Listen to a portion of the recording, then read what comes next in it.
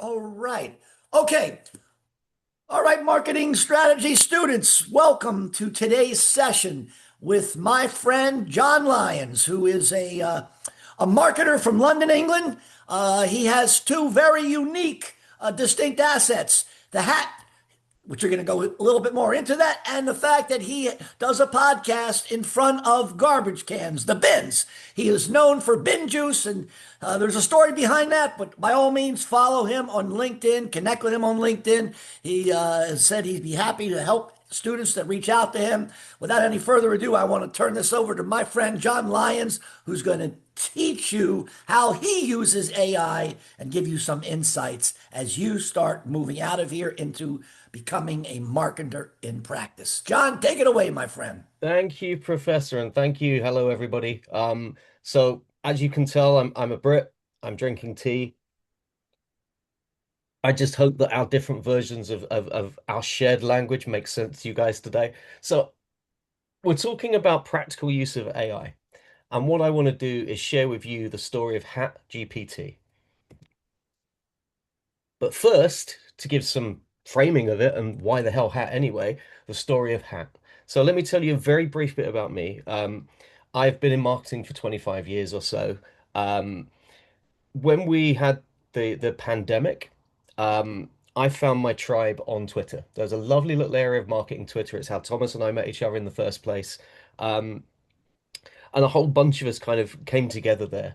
And where it was important for me is at that time my relationship had fallen apart. My wife had left with my two kids. Everything's cool now. We have them half half, but I was very much isolated. And so having a community of like-minded people who we could hang out with, shoot the breeze with, share advice and tips and expertise with just made a huge difference.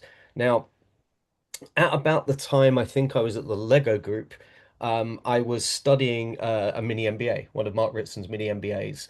And what I would do at the time is I would take half of my daily walk amount to walk down to a pub a mile or so down the road. I'd then sit down with a beer, I'd watch the video or the session for that week, and then I'd walk back.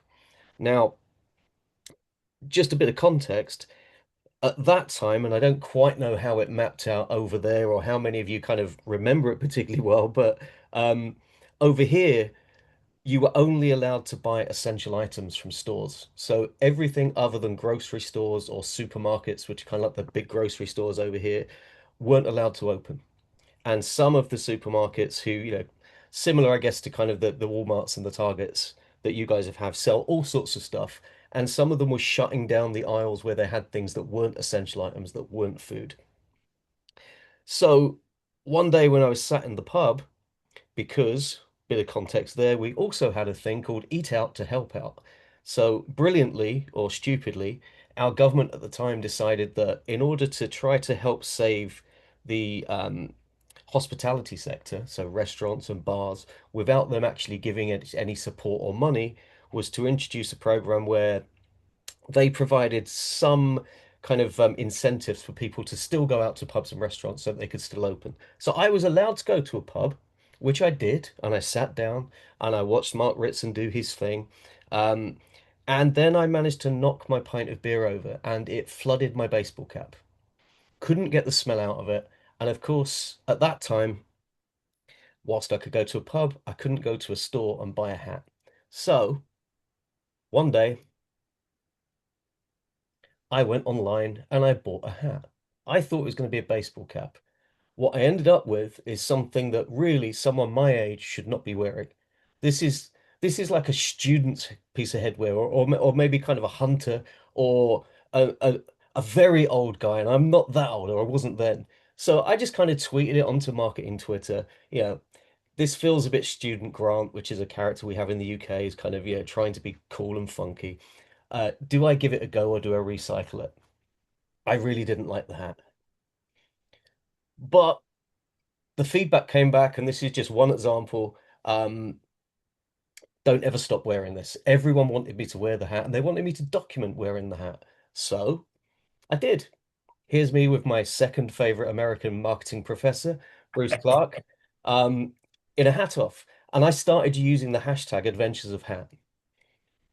And here's me on my way to an event that I was talking at. Again, hashtag Adventures of Hat. And it got to the point where Hat became significantly more popular than me, and it even started to get his own name tag at events. Um, so I realized that Hat was a distinctive asset that I needed to lean into, and I have, which is why you'll see in the corner of the slide a cartoon version of the hat, and you'll see one behind me. This is the original real hat on my head right now, which I have a summer version that has my branding of bin juice on it, which I'll talk about maybe some other time. And then from there, I found myself at an amazing event called Nudgestock. So, for those of you that might be familiar with Rory Sutherland, vice chair of Ogilvy and just a brilliant talker on all things, but particularly kind of behavioral economics, he hosts this Nudgestock every year.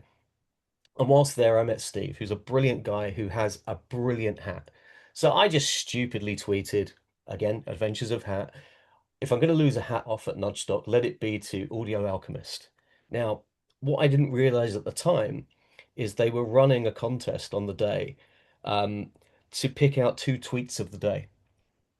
One of the sessions was someone was up on stage in an ice bath, presenting half in an ice bath and half not in the ice bath, in order to show how the mind thinks differently, how the mind slows down when it's cold, when there's ice. And in order to present that, Nudgestock had a really luxurious bathrobe made up for him, like silk bathrobe branded with Nudgestock, but they had three made. And so what they did was they picked out two tweets of the day and they gave each of them one of these bathrobes. And I won one. And so, of course, being the kind of showy bellend that we would say over here, being the kind of showy person that would walk around with a hat just to stand out. I'm going to walk around that event, and this was hot. This was summer for us, right? And our summers are not really as hot as other summers, but it's hot for us. I'm walking around with this 1,000 pounds worth of silk and lined bathrobe around the entire event, which again, hat works. So that's when I decided to lean in, and hat became, or my hat became Hat, uppercase H. Um, Adventures of Hat came out, and I created a mascot that I still use today. Anyway, back to the whole point of here. Why are we actually here again? All right, yeah, we're talking AI. Cool. So that was just to give you a bit of backdrop about me and the hat. Now I'm going to talk the bit that you're really here for, how I built an AI tool for marketers. So I want to be really clear on how I see AI and the usefulness of it. Okay. So AI is burgeoning. It's there. There's no going back from it, I believe. Well, until we build so many data centers that the world burns down because there's not enough fuel. But it's there. It can be super useful, but it also is stupid. AI is fundamentally stupid. Large language models are built to predict the next most likely word. That's all they do. So how we use them is super important. And when I first used AI, it was for a talk that I gave that was around creativity and marketing science. And I asked ChatGPT to find me quotes from eminent marketers and advertisers who were kind of going down against marketing science. So I had this great quote from Dave Trott, who's a brilliant copywriter. I had a brilliant quote from who else did I have? Paul Feldwick and Steve Jobs. And then I used a different AI tool to create some really funny sort of images to go with it. So Dave Trott was tearing down the scientists, saying that they're ruining advertising and marketing. So I did this great image of him where he is realistically at the front of a bunch of rioting peasants with pitchforks and flames chasing down the scientists, kind of Dracula stuff. The day before the talk, I just had a little feeling and I did a Google check. None of the quotes existed. And that is the risk of AI. So what I've actually done here, and I'm going to talk you through how I've done it, is I've learned how to set the parameters so that AI does what I need it to do with my understanding of what needs to be done, not second guessing, no assumptions. So this is how I built a custom GPT useful for me as a marketer, um, but also kind of how I got there. Now, What changed my thinking completely is that AI isn't just a content tool. I actually don't think that AI is particularly good at content. What it is really good at is being a collaborator. So it can help you structure your thinking. It can help you sharpen processes, and it can help you build something genuinely useful for strategy. And Hat GPT is a strategic tool. Again, it's about diagnosis, but it's about unlocking the insights that then let us go on to strategy and then kind of execution after. So I want to show you the practical use case and the way I thought my way into building it, because I think the thought process is even more important.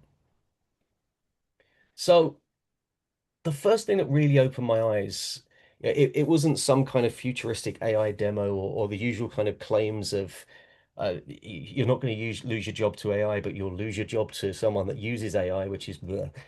It was actually seeing something in practice. So I was with a friend. We were both presenting at a marketing event in a town that we weren't familiar with. And so we went out for lunch. Um, and yeah, we didn't know what we were looking for. So we found a Thai place that looked pretty cool. We sat down and they took a photograph of the menu and said, "Oh, okay, I'm going to have the chicken noodles then." What have you just done? Dude, what are you doing? And he explained to me he'd built a custom GPT. He'd trained it on his own physical health and well-being data from the app that he was using. He'd told it what his health and fitness goals were. He gave it very, very, very specific instructions. And so it was able to look at an image of a menu and from that, knowing his outcomes, knowing how he works, knowing what his body is like, give him in seconds the choice. Now that kind of blew me away. And I asked, how do you do that? Is that something that's built in? He's like, no, it's a custom one. And he showed me the instructions that he'd given it, the prompts that he'd built. And the structure to it just completely blew my mind. And again, I will talk about that later. Um, but it gave me an insight in how to structure, again, not just a good prompt to get the outcome that you need, but a reusable custom GPT. So, David Keane, thank you. Now, the second influence was a book by a former client of mine, and the book's called Don't Surrender Your Thinking. John Bennett is an amazing guy, kind of from a very entrepreneurial family, built a jewelry, TV, and website empire over here, sold it on, has done numerous other things, and decided he was going to get fully into AI. And I'm like, yeah, okay, cool, good for you, mate. But then he sent me the outline to the book, and it really changed everything.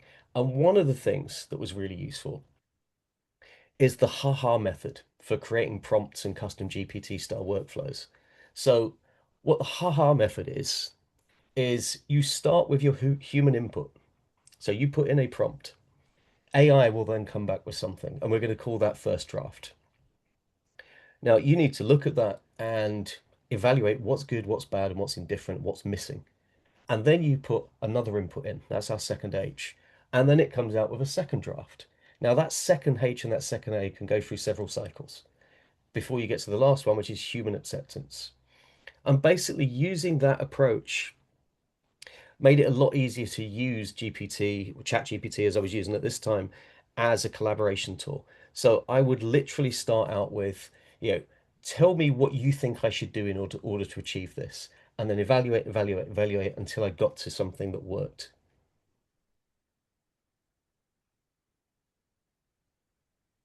So you can see here, maybe you can, maybe you can't, but this is the first instruction that I gave it out of many, many, many over a series of weeks that got me to the point of GPT. So I didn't sit down and write the perfect instructions from scratch. I told it what I wanted to build and asked it to help me think. What should the GPT do? What should it avoid? What questions does it need me to answer to do a better job of it? What rules would it make sharper? What priorities would it be putting on data? What assumptions would it be making? So I was asking it, how are you going to do these things and correcting it along the way? So I wasn't prompting, I was using it to improve the system itself. So what should it do? What rules should it follow, etc. And you can see here it's come out with a custom GPT prompt. I then went through several cycles of iterating it. To be clear, because I wanted to build a custom GPT that would allow me to, in effect, put a URL in, Um, and for it to come out with whether or not the business that ran that website actually had messaging that matched that showed a product market fit. That's all I wanted it to do. Um, and it's been super useful for that. I use it with clients. So from my wanted to solve, I mean, yeah, it's very much a marketing problem, but businesses also often say what they do, but they don't really talk about the problem they solve. They talk about the services, their features, they talk about themselves, they claim stats. Um, they don't always look at the underlying pain, the trigger, or the buying situation. So I wanted Hat GPT to help me move beyond just that surface level brand language and understand what people really needed so we could get a more useful diagnosis of market fit and message clarity. So it would go to the website, it would work out what the company does. Now, it's important for that first one. I want my chat GPT or my GPT to be dumb as a brick because if a dumb as a brick person can work out what a website does from the comment on the content on the website, that's what we need to know. So I'm not testing a marketing expert reading the website. I'm picking someone as dumb as a brick. Then looking who does it serve? What are the ideal customer profiles? Up to two, I decided to set the limit as. Um, so again, then it goes into what does the problem solve? And that's when it steps out and does the smart thing. So at that stage, it goes off to various websites and forums, and I have a whole list. I have an entire document that I've uploaded to the knowledge base here that's got Reddit, that's got Quora, that's got LinkedIn, that's got Twitter, that's got various kind of consumer conversation sites, kind of trust type sites, etc. Um, and it finds what the ICP is saying about the problem that's being solved or the category, not about the brand, not about the product, not about the services, but the problems that they're having. And that allows us to understand actually how the market is thinking. So it can then build a synthetic customer for us to interview and to probe. So some of you might be familiar, or most of you will be familiar possibly with Evidenza. So Evidenza is a business that was started by the two guys that started the LinkedIn B2B Institute. Really, really smart guys. And what they've come up with is really a kind of qual model of synthetic interview. So they've pitched it as being able to replace a brand tracking survey. Now, I don't believe in that at all. I genuinely don't believe in that because in order for the point of a brand tracking survey is that it picks up the outliers as well as the fundamental cross base. What I'm doing here is qual, not quant. Sorry, that was quant. What I'm doing here is qual. I'm interviewing a synthetic person that's been trained on what people are really saying. And that then gives me the chance, now I understand what they need, to then go back to the messaging, the tagline, and see does it actually meet those stated needs. So, this is the part that I really want to kind of emphasize. The insight's not simply repeating what a brand says about itself or letting AI go blindly at understanding a market. And look at that image there. Isn't that just the most trash thing of all time? It's so bland, it's so mediocre. And of course, that was the image that AI gave me of what it thought AI was. Absolute bullcrap. So I don't want what AI thinks. I don't want what the brand says. What I want to do is understand what people in the market who are going to buy from the category need. What is the problem it's helping them solve? And the shift matters because buyers don't wake up wanting a category. Nobody wakes up wanting a category. They wake up with a need or a pain or a frustration. And so the AI got much more useful once I pushed it to bridge that gap. And this is why we do research. This is why we do diagnosis and we involve customers and we do ethnography. It's so that we can understand from the view and in the voice of the people that are actually going to be putting their hands in their pockets and paying for whatever it is our clients are doing, what needs to be true for them to buy. So going on here, these are some of the sites. So the especially useful thing was building it not on invented personas. And I'm not a big fan of personas. I don't know if you guys do personas. I don't. I do ICPs, which are much more functional. Thank you, Tom. I figured that would be the case because you're a marketing genius. Um, And so here, this isn't about personas. There's not kind of marketing Mary and doubtful Debbie. It's right, okay, let's go in and find what people are doing. So questions people ask, comments they leave, comparisons they make, frustrations they share, and the criteria that they use when they're deciding who they're going to buy from or what they're going to buy.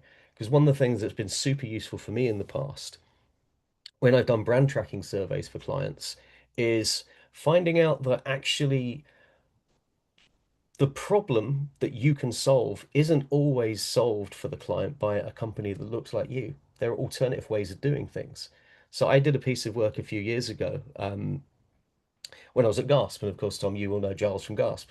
Um, so I did some work when I was there, and we were working with a company who they're a kind of logistics and supplier to retail chains. So everything you need to run your retail business that isn't the stock you're selling, they provide. So the hangers, everything down to the paper in the toilets. Um, and when we did the brand tracking survey, we found that a significant number of people were not going to a specialist. They were self-servicing. They were giving Amazon or Staples or Office Depot as their kind of alternatives. So again, that's something that I wanted to get from this as well. Now, let's play a game called Guess Which Slide I decided to let AI make the graphic for, without much instruction. So all of the other images I've used where I've used AI, I've told it specifically what I want it to see. This is what AI does when it's not given those instructions. And this is, I think, as we would say in Anglo-Saxon England, a crock of shit. Okay? So you move away though from kind of, I'll talk over what this should be saying. So what we're doing, the practical output is that we're moving away from those kind of vague personas and feature-led messaging, and we're going towards understanding the trigger moment, the category entry point, the decision criteria, the emotional state, and all the objections that shape a buying decision. And that's where AI becomes strategically useful. Not because it replaces thinking, never replace thinking, never surrender your thinking, John, but I'm there with you. Amen, but because it helps structure and deepen it, giving real sources and not its own guesswork. So I've used these sources in the past myself. It takes a long time to go through and find the right stuff. I've used Reddit extensively in the past. It can take an awful long time to find the input you want. It's invaluable, but what AI does, if you train it correctly and you point it in the right place, is it does that at scale and at speed. So that's a game changer. So, as I said, if you leave it to its own devices, it comes up with meaningless crap, just like this horrific, horrific slide that honestly, I almost swore at it, but I almost kind of told it to try again and then thought, no, do you know what? I'm going to leave this in just to hammer home the point of just how shit AI can be if left to do things its own way. So, my biggest lesson from building this is that the real product isn't the AI model. The real product is the process around it. It's the applied thinking.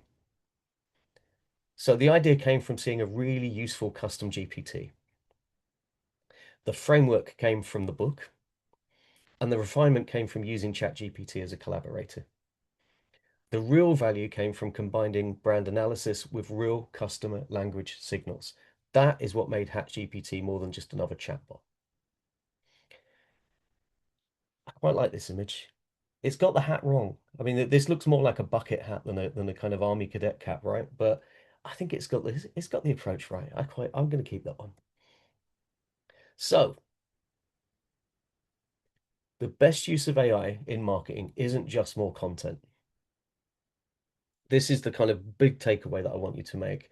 The most exciting use of AI for marketers isn't just making content faster, it's building systems that help you think more clearly, diagnose more accurately, and make better commercial decisions. For me, that was the point of building HatGPT, not to automate judgment, but to strengthen it and to extend it. So use AI to structure what you build. You can see here, and this has changed so many times. So I haven't even put Reddit in this one, which of course is dumb because the first place you want to go is Reddit. But this is kind of, once I've got the use case, you can use AI to refine and, tell it the outcomes you're looking for. Tell it to tell you what it's going to give you, and then judge it, assess it, feedback, give it guardrails. Then ask it to tell you how it's going to go about achieving that, what steps it will take, what assumptions it makes, what priorities are when assessing data, and what questions it might need to ask to do the best job possible. And recycle. Keep going until you've got what you want out of it. So that is the actual prompt that I used to get this started. The second influence was the book. So again, You need to feedback, review, and iterate the whole way through. Don't just go in with one question and hope that AI can work it out. You need to go in and really sharpen the way it works. Haha. And then structure your instructions. So this is what I got from David Keane to start with. So I'll talk a little bit through this one. The opening line, telling it what it is and who it is. So you are Hat GPT, a marketing and brand strategy assistant. You always reply in UK English spelling, quick sip of tea, and grammar. Use the uploaded Hat GPT internal operating rules knowledge document as binding operational instruction. So I've used Chat GPT to help me create a document that I've uploaded it and said, this is the binding operating instructions. You cannot operate outside of these modes. So there's two versions of Hat GPT. There's the public version, which will only ever take a URL and it will only ever run through one particular kind of use case. And then there's my Hat GPT, which isn't public, it's mine, and I can do more with it, right? But here, this is the two modes. So this is actually from my one. So the product market fit review mode, do this, only do that. Advisory follow-up mode, if I ask for in any sorts of things, give me your best using my knowledge base. So I also have a document that is my approach to marketing, that talks about how I approach diagnosis, how I approach strategy, how I approach market planning. I'm a big advocate of marketing effectiveness, so I've kind of put all the key things in there.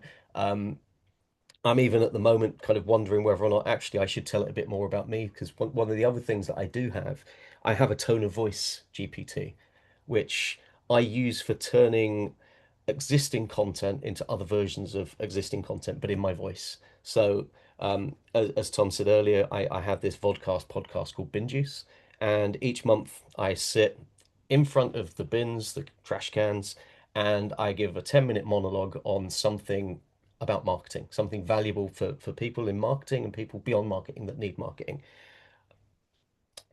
I started then rewriting that as a written piece, and it just took me too long. It took me too long. So then what I started doing was I built John GPT that knows my tone of voice. It knows, and Tom will be very, very familiar with this, the cadence of my swearing. It knows the puns that I will drop in. It knows the things I absolutely would never say. Still kept getting them wrong. It still kept calling things marketing theatre. I've never used the phrase marketing theatre, and I actually had to threaten it. I did go back at one point and say, stop fucking saying marketing theatre. I would never say that phrase. Tell me how to tell you to never do it again. And it gave me an instruction to add in, and now it doesn't do it anymore. Um, but with that, I've uploaded about 8,000 words that I've written. I've uploaded kind of my approach to marketing, and I'm in the process now with ChatGPT of actually getting a bit of background and getting it to basically interview me to get a bit of a biography, a bit of a background story about my life, what matters to me, etc., so that it can be even more informed in my voice. So we've got the non-negotiable rules down there. We've got operational rules. There's a whole breakdown. You need to structure your instructions, and then you give it knowledge. So here for Hat GPT, I've got the internal operating instructions that is maybe an 8-page document now. So what started out as a prompt became too big for custom instructions. I think it's 8,000 characters. So I started to then move some of that into documents. So I've got the internal operating instructions, I've got the voice research framework, and I've got the GPT final message. So the voice research framework is how I want it to go out there and find these different sites in order to build the voice of the customer. And the final message is just something that comes up at the end, which, funnily enough, it was noticed 3 days after I went live with HatGPT that I'd misspelt HatGPT in the final message, and it was coming out with, "Hey, GPT says," but you can go back and fix it. And again, if something isn't working, ask it why. Use it to clarify your thinking and put it back to work if it's not doing what you need. It probably doesn't respond differently to swear words as opposed to non-swear words, but sometimes that just makes you feel better, or it certainly did with me. Um, Ask it what changes you should make to get the outcomes you need. and ask it to write its own prompts and instructions. And don't forget, it can still be shit. So these images are of Hat, my brand mascot. And, I asked it to make an image of Hat looking thoughtful, as if to consider a difficult question, right? Which is what we have here. Brows furrowed, hand stroking chin, etc. And this is what it came up with. This is thoughtful Hat in a black void. This is useless. That it's lost its eyebrows. It's lost its retina. So I've said add the eyebrows in, but have them furrowed. Also the eye backs, which should have been eye blacks because I couldn't remember the word for it. And this is what it came up with. Still not getting it. So Jesus Christ, just put the eyes as normal as seen in the uploads and have the eyebrows both pointing inwards. Ta-da! We got there in the end. So that's the process. Those are some clear instructions. I hope this has been practical. Um, that's the talk part of it, I think, for now. So yeah, some details up there. As Tom said, please do contact me, get in touch on LinkedIn. Happy to connect with any of you, happy to answer any questions. Um, I think for now, should we just go into a Q&A? Sure. Okay, has anyone got any questions? If you stop sharing, we should open up the screen and see everybody. Stop share. There we There go. we go. Okay. First of all, that was fantastic. I don't know about the rest of you, but I sure learned an awful lot right here. Um, what are your questions? I mean, just so you understand, John, and my students know this, we are about to embark on a 5 week process. That's all the time we essentially have left in this class. And so, what I've done is I want these final 5 weeks to be where my seniors are getting deep into AI and using it around the client of their choice to build a one-page marketing plan following a text. I'll share that textbook with you. I think it's outstanding. And it has the one-page plan. It gives you instruction on how to do that. But they get to use any AI of their choice to do this around any client. And Very so good. Daniel has raised his hand. Daniel, if you would just take yourself off mute and lay out the question, and John will respond. Thank you. It's nice to meet you. My name is Daniel, and my question is, often when you like make a marketing plan and stuff, and when you see marketing advertisements, it promotes some sort of consumerism. How do you find the balance between good, effective marketing and not promoting consumerism? Oh, there's a big question. I mean, it almost comes back to, who was the comedian? There was a comedian in the 80s who kind of said, marketers, anyone in marketing, kill yourself now. The world doesn't need you. Bill Hicks.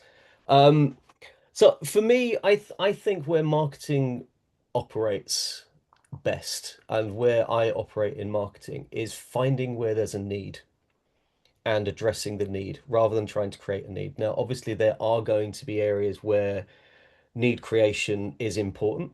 Maybe it's a new category, or maybe it's just showing people that we need to live our lives differently to kind of have a planet that we come back to.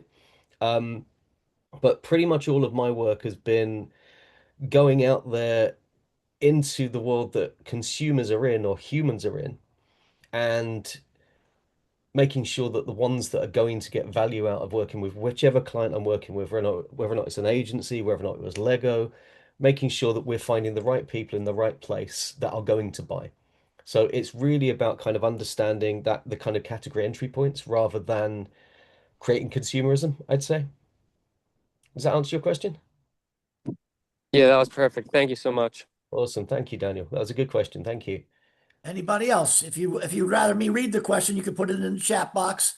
But this is your golden opportunity to talk to somebody who's doing this, who's been involved in marketing, knows how to do it, is trained, worked in all different spaces. I mean, this is your chance to talk to a fractional CMO.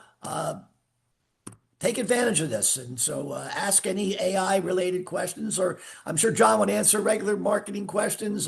Oh, for sure. Anything you have,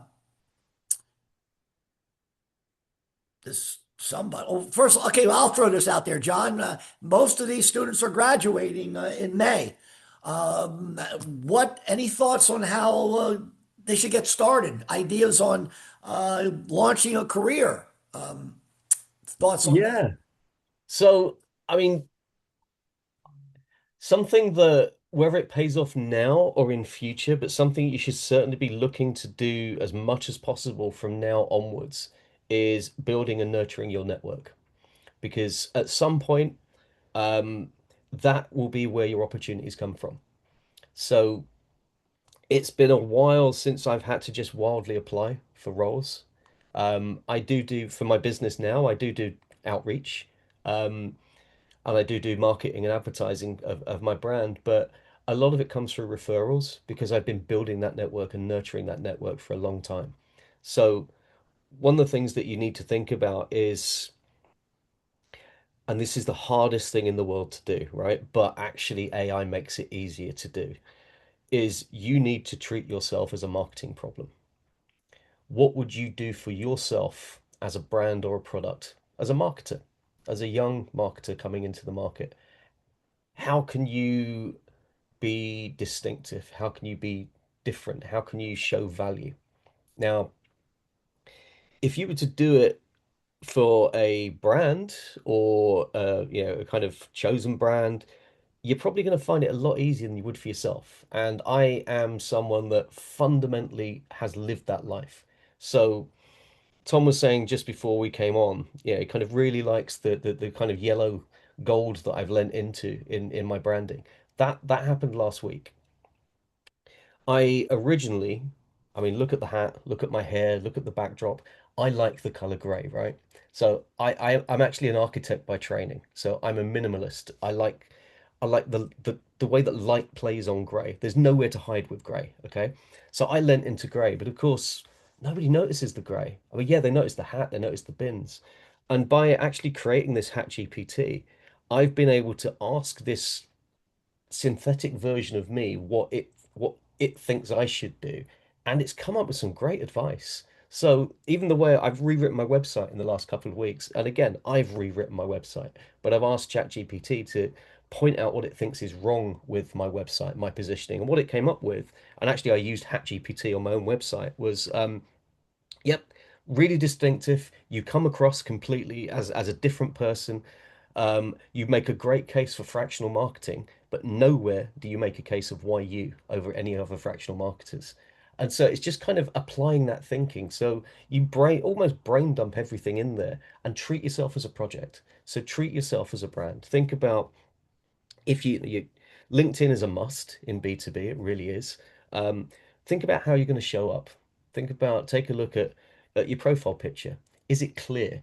If you were meeting someone for an interview, are they going to recognize your face from the LinkedIn picture, or are you there with a couple of dogs around you, or kind of in the background at a wedding? Think about how you can use your cover image to talk about what's important to you. So you guys are trained marketers and you've been trained by one of the best. Okay. Not many people in marketing are actually trained. I think it's less than a third of people working in marketing are actually trained marketers, and they're a huge disadvantage, but they don't know it. But unfortunately, some of the people hiring marketers don't know it either. So you can stand out by making the case for being trained and think about, okay, how can I show the world I understand marketing? Put some content out there every now and again. So that would be an absolute tip. Use yourself as a brand and use LinkedIn as your primary tool. Outstanding. Now, I have a student that's asked, Um, how was working at Lego? I don't know if they even used AI, but the students that asked if was AI being used at the company, and having worked at a large outfit, which I know Lego had to feel like there's some good, bad, and ugly behind, these great brands. So, John, what was your experience at Lego? Um, so I came to realize that it wasn't the right fit for me and I wasn't the right fit for it, which was unfortunate. It was very, very disappointing. So if I go back, yeah, I played with Lego as a kid. As I said, I was an architect, but more importantly, as a marketer, it's a brand that I've really admired for many, many years. I think the way they run the brand, the way they present the business, um, everything about it is just absolute perfection. Okay. Um, and my maybe not my biggest win. My biggest win as an agency was the Olympics, but as a client, obviously I didn't win the Olympics, but winning Lego as a client felt like the biggest win to me, and I did that at a previous agency. And so I was so hyped up going in there. I probably made the mistake of going into too junior. So I was a senior manager, but I'm someone that had been running my own agency for 20 years. Um, but they wanted me to come in to bring change. But what you'll find in big corporates is the job isn't to create change too quickly because not everyone can keep up with you. And you can sometimes create problems for yourself and your seniors by doing that. And so if I look behind me, there's a poster up on the wall of Luke Skywalker's land speeder, which was the product one year when I was there for Star Wars Day. Now, Star Wars Day at Lego is it's not a new business day. It's it's retention, it's existing clients. Um, with that particular reward, which was so I worked on the loyalty program, we did rewards. With that particular reward, because we'd come up with the idea, I came up with the idea, because we'd come up with the idea of doing numbered limited edition, it flew off the shelves. It was hugely successful, and it meant that we massively over exceeded on our targets. Uh, that's not a good thing to do in big corp. So kind of I enjoyed my time there. I loved the idea so much that I was driving myself towards depression and anxiety because I don't think I would have ever left because I loved the idea of being there. And I was let go, and it was probably the nicest thing they could have done for me. Um, but at the time, AI wasn't the kind of the big talking thing at that time. It predated. We started talking metaverse towards the end of my time there. NFTs were the big conversation, and one of the things that some of you guys might know and some of you might not know is that whilst all us not all, whilst most of these things have some kind of useful practice, what you find is you get the same grifters and snake oil salesmen moving from NFTs one day to the metaverse to the next day, and now they're doing AI. Um, so we were talking about NFTs much more than AI at the time, but I'm sure they've lent into it. All right, we got two more questions. I want to wrap this up because first of all, we're coming down to the end, but I'm going to combine these two questions into one, John. First, when people come to you, are they coming for help with their strategy? Are they coming to you to correct their tactics? And then the last question, and we'll end on this, is thinking about how do they keep up with AI going forward in the future? Any suggestions on those? Okay, so people are typically coming to me when because of the way I position myself, when they need better outcomes. So I very specifically position myself as a business guy that's a trained marketer rather than a marketing guy that's a trained marketer. Um, a couple of reasons for that is A, I have run businesses, and I can tell you that marketing isn't the only function in running a business. But marketing is probably the most important function in driving growth in a business. But most business people don't know that. So me being able to go in and say, yeah, I understand your problems. I've been there. I've been the person that's been looking at the end of the month having to make payroll for the entire team and hoping we've got enough cash in the bank, right? So I always tie what I do to outcomes. And I think marketing needs to tie itself more to outcomes. I think we get too caught up in the business conversation, um, talking about what we do. I think we should talk to ourselves about what we do. I think, I love marketing. I absolutely love marketing. I listen to podcasts, I read books, I watch YouTube, I go to events. I'm constantly learning about marketing and sharpening marketing up, and I don't think there's a more interesting subject in the world. Um, but if you turn up in a boardroom and start talking about click-through rates or kind of trying to make the case for why a slightly different color would be different, or creativity, it's very difficult to get the idea across unless you're talking outcomes. So what I tend to talk about is I think what most businesses are missing is product market fit, hence Hat GPT. I think most businesses don't understand how to speak to their customer in a way that their customer sees themselves in the conversation. The reason that matters is because people are more likely to buy you if they understand you're for them. And leaning into distinctiveness, they're more likely to buy you if they would recognize you. So I try to tie marketing effectiveness into business outcomes. Um, and that's everything from doing the diagnosis through the strategy. I tend not to go in for rebrands, but I have led some brand refreshes or some repositioning. And I think the positioning is normally the thing that needs the work. And then it's the plan. Then it's the plan. How do we take this to market and how do we kind of grow?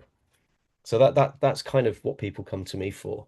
Um, And now think the final question will be how any thoughts on how the students can keep up with AI as they move into their careers? um, yeah, ooh, this is a really tricky one. Because if I was to say how to keep, oh no, actually, do you know what is what? It's the same as marketing, right? So, um, LinkedIn/IN/John Paul Lyons is where you can find me on LinkedIn there, Daniel. Or just search me on there and you should see me as a second degree contact or a first degree contact of Tom. Um, so in marketing, we have a lot of words said about marketing, and about 65% of them are absolute bullshit. Okay. So I have spent well over a decade shouting down at the likes of Gary Vee and Neil Patel and Simon Sinek, who talk utter shit but have such big platforms that people follow them and they actually try to execute their completely misguided approach to marketing. So what I've done is I've found the people that actually talk sense, that have empirical evidence of what they're doing. And yeah, one of the tips I give people is, follow the money. If someone's telling you that a particular thing is the answer to everything, do they stand to gain from that? Like, our Nvidia guy who keeps telling us, oh, boo-hoo, people don't like AI. People are down on AI. They should give AI a better chance. Of course he's going to say that. He's selling all the chips to the AI companies. So follow the money. But find your trusted sources. So John Bennett was a trusted source of mine. He's introduced me to other trusted sources. There are some really good people out there. There are also some absolutely horrific snake oil salespeople that you need to avoid like the plague. So it helps that they follow people like yourself and others uh, on Hey, yeah, LinkedIn because your content, you share this type of advice. I highly I recommend. do. I do. And I wouldn't call myself an AI expert. I'm not the most AI person in marketing. I know some people are who are, and they drive me absolutely crazy because it's just, all right, dude, what about actually what happens in people's minds? But I if you follow me, I will only share stuff that I have made sure bloody works. I'm very clear on that. So absolutely happy for everyone to kind of follow or connect with me. Um, have a look at John Bennett. Have a look at the book. And there's a podcast that he runs as well. I can't remember what it's called, but that would Yeah, be the two. I'll share some names with the Thanks. students too of some guys and gals that I follow. But Awesome. I want to bring this to an end because we're coming up on that, and John has given his time to us again. Again, I don't know how to thank him and these speakers that have come to my classroom and share with my students because John, you made us all better marketers today, and for that we thank you. And I ask my students as you click off of this Zoom, let your thanks be known in the chat. And again, this was a wonderful session. And I know I learned a lot, so I know they learned a lot too. Have a great rest of your day. And thanks so much, John. Thank you. And thank you, everybody. Really enjoyed it. Thank you. Thank Have a you. good day.